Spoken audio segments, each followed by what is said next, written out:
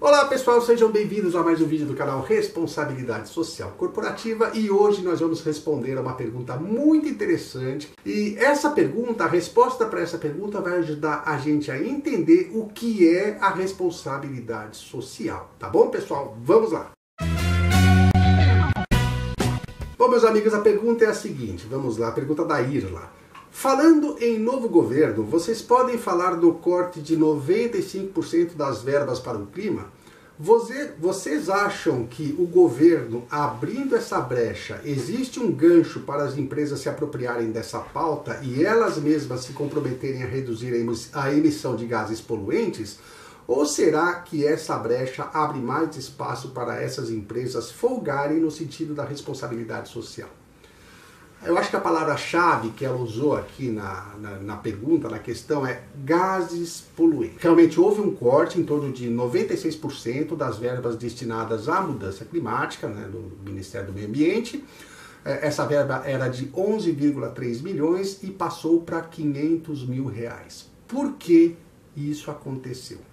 Como nós vimos no vídeo passado, existem duas correntes de pensamento em relação às mudanças climáticas. Existe um grupo de cientistas que acredita que a Terra está passando por um processo de aquecimento, encabeçada principalmente por cientistas ligados à ONU, e existe uma outra corrente de cientistas que diz exatamente o oposto, que não há este aquecimento global e se houver alguma mudança climática não é por questões antropogênicas, ou seja, não é causado pelo homem, e sim por causas naturais, as eras geológicas já preveem isso e tudo mais. Bom, o atual governo, ele segue a linha cética, tá? Ele não acredita que a Terra esteja passando por mudanças climáticas. Nós já falamos sobre essas duas correntes no vídeo passado e nós percebemos que ambas as correntes, ambos os grupos de cientistas, os céticos e os aquecimentistas, têm fortes razões para afirmarem as suas opiniões, tá? Um dos projetos cortados, por exemplo, é um projeto em Salvador, que é para recuperar áreas de encostas destruídos pelo aumento do nível do mar. Isso também, conforme os céticos, é um pouco contestável, porque o mar, as primeiras medições do nível do mar foram feitas no século XVII, é um simples risquinho em uma pedra, né? E se você for analisar o nível do mar em relação a esse risquinho, o mar não subiu 1 centímetro sequer. Isso já vai fazer quase 300 anos. Quer dizer, em 300 anos o mar não subiu. Esse fenômeno, conforme os céticos, de mudanças aí na geometria ou no desenho do litoral, ou seja, parte do litoral que se destrói e parte do litoral que se forma, são fenômenos conhecidos como agradação e degradação. Eles dizem que o litoral, ele sempre passa por mudanças, ele nunca é o mesmo, tá? Então a água do mar, através do processo de erosão, destrói uma parte do litoral e forma outras partes através de um outro processo, que é o processo de sedimentação. Então o mar erode uma parte e sedimenta materiais em outra parte e por isso o litoral vai sempre mudando.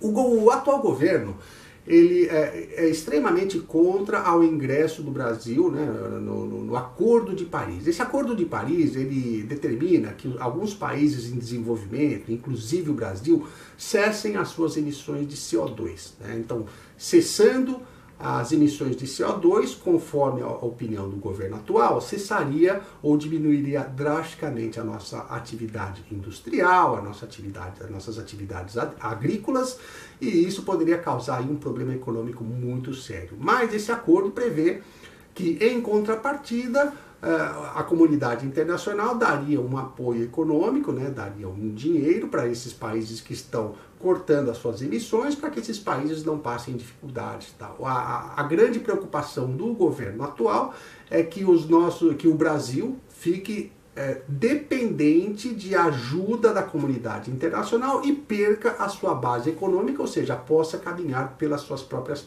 pernas. Outros governos, como o governo dos Estados Unidos, a China, não entraram nesse acordo, porque eles também não são muito a favor dessa dependência da comunidade internacional para manter aí as suas atividades econômicas. Agora vamos à segunda parte da pergunta, que é como a gente pode entender a responsabilidade social neste processo. A gente sabe que governos, não importa se o governo do Brasil ou se qualquer outro governo de qualquer outro país, governos não são muito bons em fazer determinadas coisas, ou seja, eles geralmente falham no processo gerencial, eles não são muito bons também em planejamento, porque o foco dos governos está muito ligado ao foco de interesses políticos. Então as decisões são tomadas visando as próximas eleições e não são geralmente visões em longo prazo, como as empresas costumam ter. Primeira coisa que a gente tem que entender é o seguinte, pessoal, eu já falei isso em vários outros vídeos e vou repetir isso agora. Responsabilidade social é fundamentado em 3 pilares. Pilar econômico, pilar ambiental e o pilar das pessoas. Tá? E as pessoas incluem os funcionários da empresa, a comunidade, os stakeholders, né? Os grupos de interesse, tá? Que inclui a comunidade e tudo mais. Então são esses 3 pilares, o que indica que se uma ação de responsabilidade social em um desses 3 pilares prejudicar qualquer um dos outros 2 pilares, então está errado, precisa ser repensado e não seria ação de responsabilidade social. Então, no caso, nós estamos falando de meio ambiente. Qualquer ação que uma empresa faça em relação ao meio ambiente não pode prejudicar as pessoas e não pode comprometer o lucro da empresa. É fácil, é muito simples de entender. Então, a responsabilidade social tem que focar esses 3 pilares. Nos governos, o ideal é que as coisas fossem feitas dessa mesma forma, mas nem sempre os governos fazem isso. Eu vou dar dois exemplos muito simples. O primeiro aconteceu na França, quando o governo proibiu as usinas nucleares. Então todas as usinas nucleares da França foram desmontadas, foram desativadas, porque eles acreditam que, e realmente é um fato, que usinas nucleares são perigosas e um acidente ou um eventual acidente pode contaminar o meio ambiente de uma forma drástica e realmente contamina em longo prazo, tá? Então eles resolveram cortar aí todas as usinas nucleares. Muito bem, legal, foram cortadas, mas e aí? O que colocar no lugar das usinas nucleares? Porque a França não tem uma matriz energética tão diversificada quanto o Brasil. Eles não têm um potencial para construir usinas hidrelétricas e por aí vai. Então eles cortaram as usinas nucleares e ficaram meio que no vácuo, como diz hoje. Como nós vamos produzir a nossa energia? E o que aconteceu? Tiveram que importar carvão da Rússia, que é o combustível mais poluente do mundo. Tá? O carvão é o combustível que mais polui, e o carvão produzido da Rússia é feito ainda com a antiga tecnologia soviética, ou seja, polui muito. Então, uma ação que era para ser positiva acabou tendo um impacto ambiental pior do que deveria ter, porque acabaram dependendo do carvão russo e ficaram dependentes ainda da boa vontade da Rússia, porque a Rússia, de repente, se resolve cortar o seu fornecimento de combustível, pode acarretar uma situação não muito boa para a França. Aí eles falam, não, mas e as energias renováveis, energia solar, energia eólica? Gente, energia solar, energia eólica, especialmente a solar, é caríssimo. Você não consegue substituir a matriz energética de um país só por energia solar, porque é muito caro, funciona apenas em alguns momentos do dia. Se você quiser que funcione 24 horas por dia, você vai precisar de uma quantidade 5 vezes maior de painéis solares e utilizar com baterias que são feitas à base de chumbo, à base de ácidos e que são também extremamente contaminantes para o meio ambiente se não forem manuseadas com cuidado. Agora vamos analisar o lado oposto. Os Estados Unidos conseguiram resolver o seu problema de petróleo através da extração do petróleo pelo xisto. O problema é que o xisto, para ser retirado do solo, a tecnologia que se usa para isso é extremamente poluente, é uma das mais poluentes que se tem conhecimento. Contamina lençóis freáticos, contamina o solo, é uma coisa terrível, mas eles não estão dando muita bola para isso. O que interessa para eles é o petróleo, porque eles não querem ficar tão dependentes aí do mercado internacional, especialmente do Oriente Médio. Isso é responsabilidade social? Também não, porque focou apenas um pilar e os outros ficaram prejudicados. E como encontrar o meio termo? Gente, encontrar o meio termo é muito difícil nesse quesito. É por isso que os gestores, os empresários são muito bons nisso, porque eles conseguem colocar na equação todos os elementos que são necessários para você encontrar a melhor solução. A tecnologia disponível, as pessoas, a capacidade de investimento, porque na empresa existe sempre um responsável. Então, se a coisa dá errada, alguém tem que pagar por isso. E nos governos não. Se alguma coisa dá errada, geralmente se aumenta impostos, faz algum tipo de arrecadação para poder tapar o buraco. Geralmente as pessoas são protegidas por leis e acabam não sendo punidas por isso e tudo mais. Vamos à segunda parte da pergunta aqui. Existe um gancho para as empresas se apropriarem dessa pauta e elas mesmas se comprometerem a reduzir as emissões de gases poluentes? Ou será que essa brecha abre mais espaço para essas empresas folgarem no sentido da responsabilidade social? Bom, eu vou explicar isso através de um caso real que aconteceu numa empresa aqui perto. Era uma empresa importadora de pneus para empilhadeira, importavam da China, se eu não me engano, só que eles cuidavam apenas da papelada, dos trâmites para importação. Então eles importavam esses pneus, mandavam para um galpão terceirizado, esse galpão os armazenava e depois fazia a distribuição, a logística e tudo mais. Ou seja, a empresa importava os pneus, mas não via esses pneus. A prefeitura, no caso, falou assim, olha, vocês precisam de uma licença ambiental para poder importar esses pneus. E a empresa falou, poxa, mas não precisa, porque esses pneus não passam por aqui, eles vão para um outro local. E a prefeitura disse, não, mas não importa, está dizendo aqui que você importa pneus, então você precisa ter a licença ambiental. O que aconteceu? A empresa acabou se mudando para o município vizinho que não precisava de tal licença conforme as condições de funcionamento dessa empresa, então eles saíram, foram para um outro município e o município ficou sem o município onde ela estava inicialmente instalada ficou sem os benefícios de uma empresa aí que movimenta, que traz, né, uma empresa lucrativa, que paga impostos, tá? Ficaram sem esse recurso. Aí é que tá, né? Quando a gente fala em flexibilizar a legislação ambiental, que é o que o governo atual fez, isso acaba trazendo uma certa revolta. Qual é a iniciativa do governo atual? Uma das iniciativas era para situações de baixo impacto ambiental, a empresa pode fazer uma declaração dizendo que ela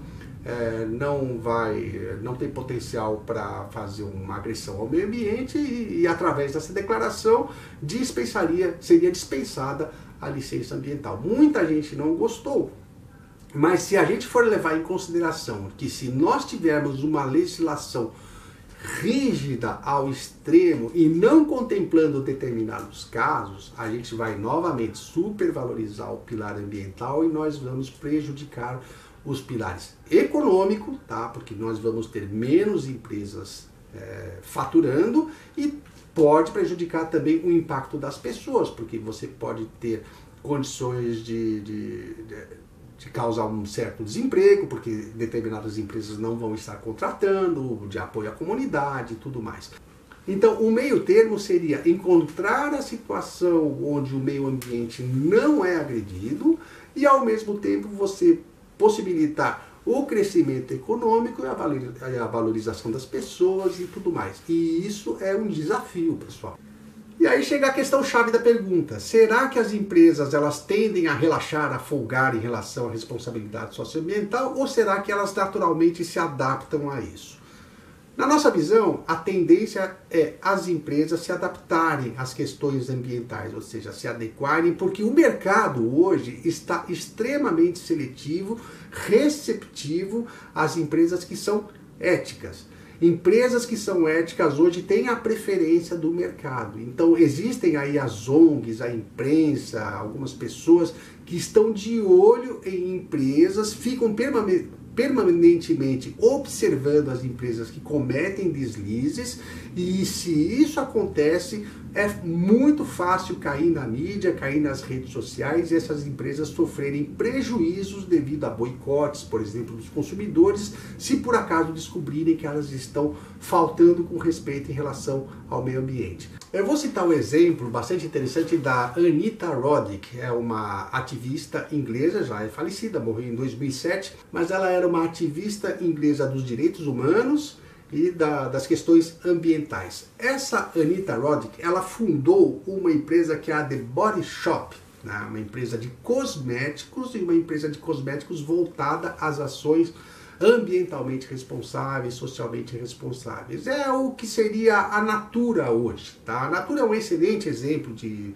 empresa que pratica a responsabilidade social em todos os níveis. É só vocês olharem e verificarem as ações na Natura.